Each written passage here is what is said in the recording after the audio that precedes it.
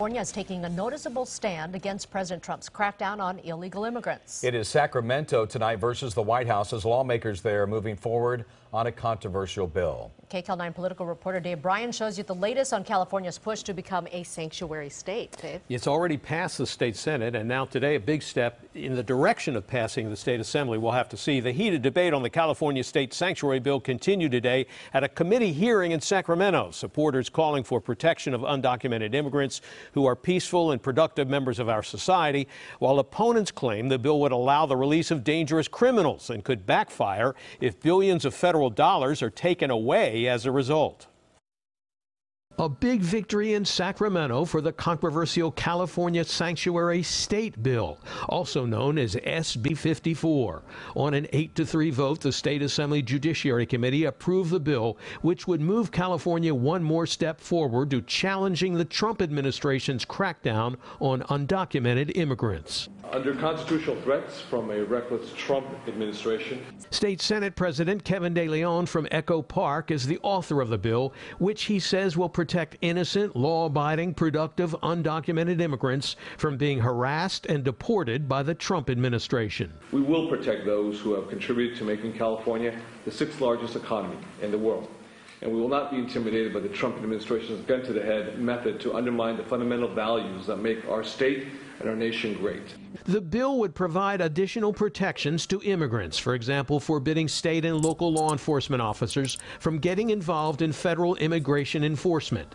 It would create safe zones for immigrants. Public schools, public libraries, courthouses, and health facilities run by state and local governments would develop strict limitations on assisting federal officials in immigration cases. But the exception to all this is the feds would be notified 60 days in advance when violent immigrant felons are going to be released from local state jails or prisons for possible federal deportation. Otherwise, federal ICE agents would be restricted from entering local and state jails and prisons to check out the immigration status and deport undocumented prisoners who are being held on minor nonviolent crimes. But Republicans charge the bill would dangerously jeopardize public safety. Law enforcement leaders have overwhelmingly told us that this bill will make it harder for them to do their jobs. It'll lead to the release of dangerous felons, and it'll make our communities less safe. The hearing room where the public was invited to speak on the bill was packed on Wednesday, and the line of those trying to get in stretched down a long hallway. Even law enforcement officials are divided on the bill. L.A. Police Chief Charlie Beck endorsed the legislation, saying it's not a soft-on-crime bill. But the sheriff of Sacramento County, who opposes the bill, says he has no problem allowing ICE agents into his jail to protect the public, but he was loudly booed at a town hall meeting in March on the subject. The best way to keep widespread nets from being cast in our communities is to allow us to cooperate in our jails to protect the community from the worst of the worst. At the hearing, supporters of the bill argued quite the contrary. This bill, SB 54, is crucial for our public safety. It allows for undocumented immigrants to feel safe reporting crimes. Former California State Supreme Court Justice Cruz Reynoso also attended the hearing to defend the bill. It's up to the federal government to enforce immigration laws, not up to the state, and the state should not cooperate with the federal government in that regard.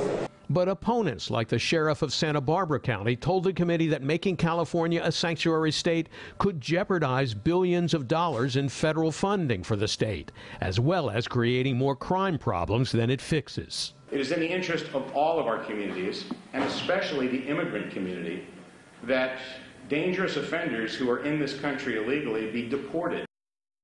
In the end, the bill did pass the State Assembly Judiciary Committee on a party-line vote, and the bill is moving closer now to the final showdown in the full State Assembly. So there are still a couple more votes to go. But if the leadership can hold the Democrats together on this issue, it actually really could pass.